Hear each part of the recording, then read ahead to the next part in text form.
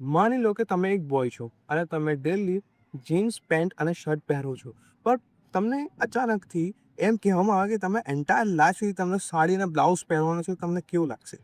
તમારી મચ મારી જશે એ પહેલી વાત તો. કારણ કે આ જ વસ્તુ સેમ ટુ સેમ થાય છે તમારા કરિયરના અંદર, અને આ બહુ મોટો લૂટ છે અનહેપીનેસ માટે.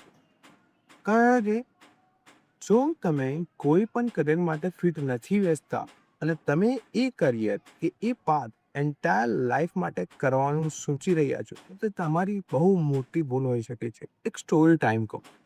જો એક માણસને નાનપણથી ક્રિકેટમાં બહુ જ ઇન્ટરેસ્ટ છે, બહુ જ એનો ટેલેન્ટ જ છે એ ફિલ્ડના અંદર. એ ફિલ્ડના અંદર તે બહુ સારી રીતે રમે છે, બોલિંગ કરે છે, ફિલ્ડિંગ કરે છે. તે એનો હાઈ ટોપ લેવલ માણસ છે ક્રિકેટના અંદર.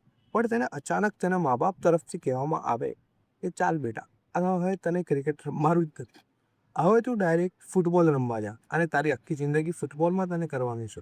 પણ જો એ છોકરો ફૂટબોલના અંદર જાય છે રમવા, તે ટ્રાય પણ કરે છે, પણ તેનું કશું જ થતું નથી.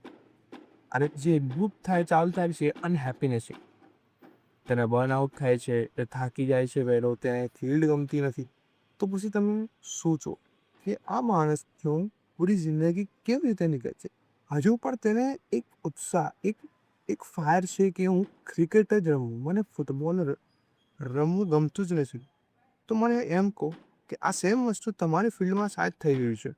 કોઈને સિંગર બનવું હતું, કોઈને ડાન્સર બનવું હતું, કોઈને યુટ્યુબર બનવું હતું, કોઈને કન્ટેન્ટ ક્રિએટર, કોઈને ટીચર, કોઈને સાયન્ટિસ્ટ. પણ તમે શાયદ તમારા મનના ખિલાફ કે તમારી સોસાયટીને કહેવા પ્રમાણે કે તમારા મા બાપને કહેવા પ્રમાણે તમે અલગ અલગ કરિયર પાથ ચોઈસ કર્યા છે. અને આ વસ્તુ બહુ મોટો ઇમ્પેક્ટ કરી રહ્યા છે સાયકોલોજીકલ વેમાં.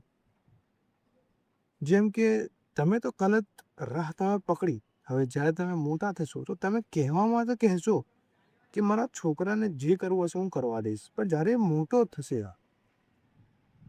ત્યારે તમે તમારા અધૂરા ખ્વાબ તેને પૂરા કરવા આપશો. અને આ વાત ગેરંટી છે. અને આનું એક કારણ બી છે.